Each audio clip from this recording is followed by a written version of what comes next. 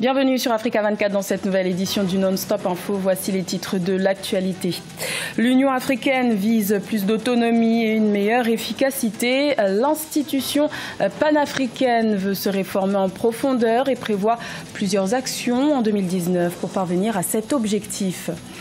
L'Angola s'aligne sur la décision prise par l'Organisation des pays exportateurs de pétrole de baisser la production d'or noir.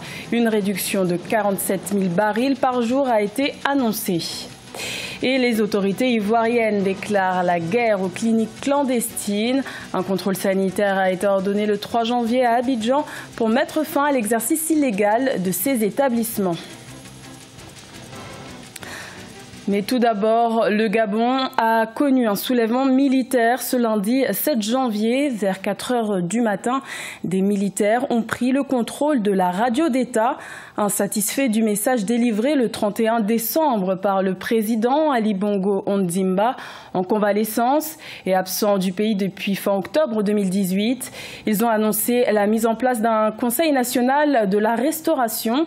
Les militaires ont également appelé certaines personnalités à se rendre à l'Assemblée nationale, mais selon les dernières informations données par le ministre de la Communication et porte-parole du gouvernement, Guy Bertrand Mapungu, les mutins ont été arrêtés par les unités du GIGN gabonais.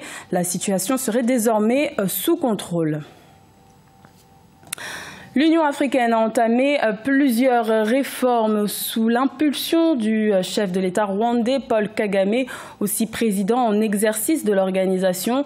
L'année 2019 se présente pour l'institution comme un pas décisif vers l'autonomie.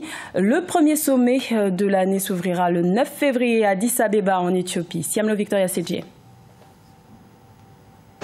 2019 est sans doute une année de défi pour l'Union africaine qui veut tendre vers sa réforme complète. Lors du sommet extraordinaire de novembre 2018, des résolutions ont été prises, entre autres le changement dans le mode d'élection du président de la Commission soumis à une présélection plus rigoureuse dès janvier 2021 et la réduction du nombre de commissions. Il y a quand même eu parmi les membres de l'Union africaine des personnes qui étaient opposées aux propositions formulées du chef de l'État rwandais Paul Kagame. Ceci étant, ça fait déjà un moment que l'on reproche à l'Union africaine le fait que ce soit quasiment une coquille vide dans le sens où il faut des financements. En 2019, l'institution panafricaine devra aussi concrétiser le projet de son autonomie financière. Des résultats sont attendus au niveau du Fonds pour la paix, financé par les revenus d'une taxe à l'importation de 0,2%, fonds en faveur duquel un régime de sanctions a été instauré. Peut-être que ça va faire quelque chose. Pour ça, il faut que chaque État africain confère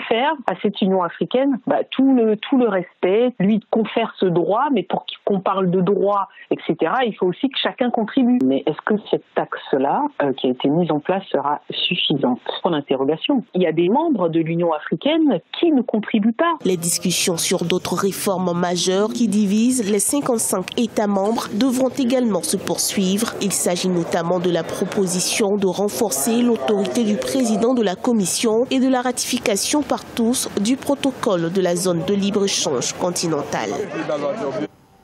Également dans l'actualité, en Gambie, la commission Vérité et Réconciliation débute ses audiences ce lundi 7 janvier à Banjul.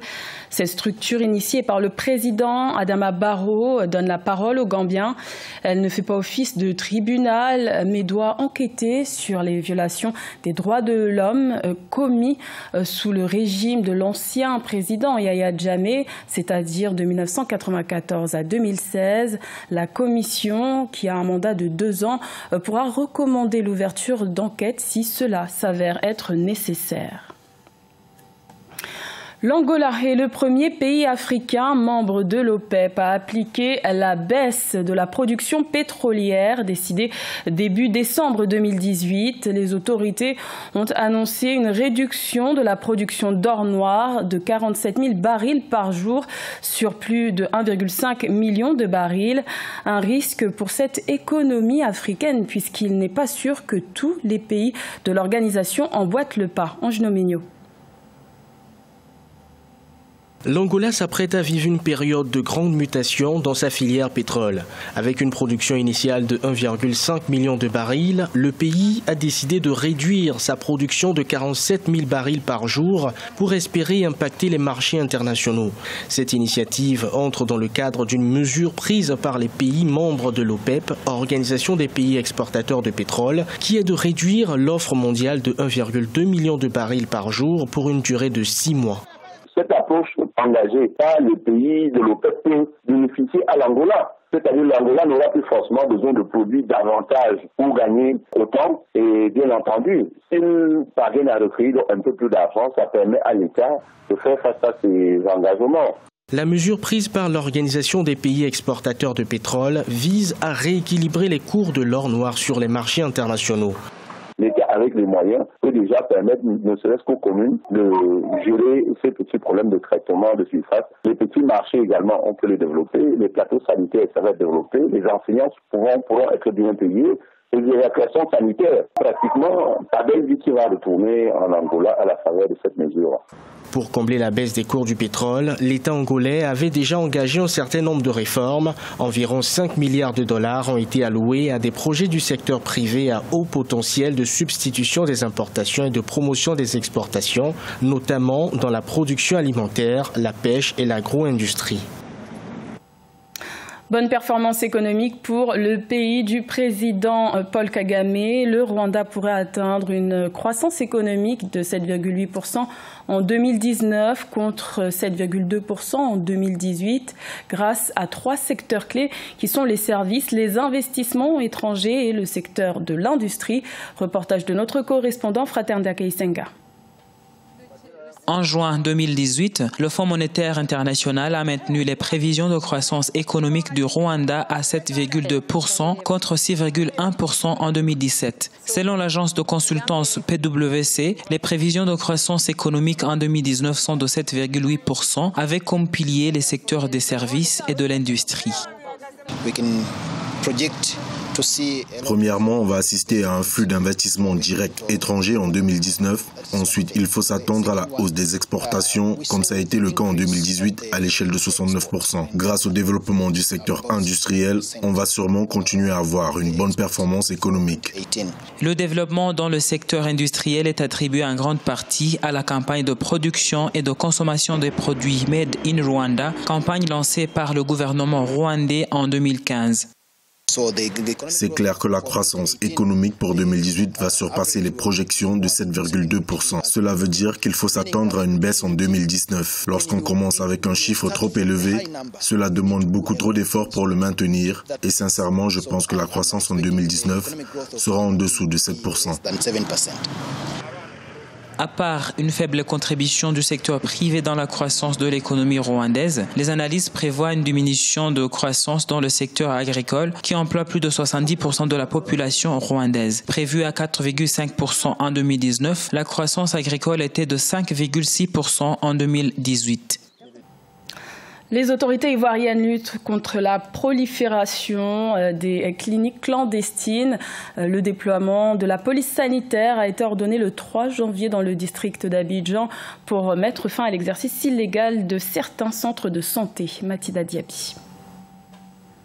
Jeudi 3 janvier 2019, plus d'une dizaine de cliniques du district d'Abidjan ont fait l'objet d'une visite de la police sanitaire ordonnée par le ministère ivoirien de la Santé et de l'Hygiène publique. Le but étant de débusquer les cliniques clandestines et de mettre fin à leur prolifération. Selon les données officielles, sur près de 2000 cliniques privées que compte le pays, près de 70% sont dans l'illégalité. Autrement dit, en Côte d'Ivoire, seules 3 cliniques privées sur 10 exercent de façon légale.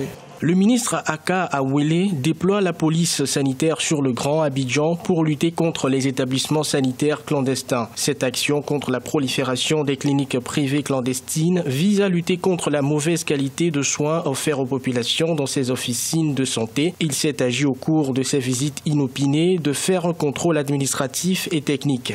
Les autorités ivoiriennes comptent étendre ce contrôle à l'ensemble du territoire. L'implantation de cliniques clandestines en milieu rural notamment est d'autant plus préoccupante qu'elle constitue parfois la seule prise en charge sanitaire pour les populations locales. Il faudrait que la législation soit beaucoup plus dure et que les acteurs, que ce soit du garçon de salle à la sage-femme et aux médecins qualifiés et à la population elle-même, qu'ils soient tous sensibilisés quant à aller à exiger aussi des soins de qualité. Mais il faudrait aussi qu'ils donnent une part significative du budget national à la santé, parce que 5% du budget total de la Côte d'Ivoire pour la santé publique de tout le pays, c'est vraiment insignifiant.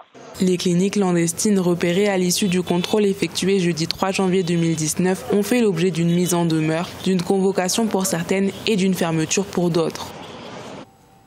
Ce journal a été réalisé par l'ensemble de la rédaction. Merci de votre fidélité. L'information continue sur Africa 24.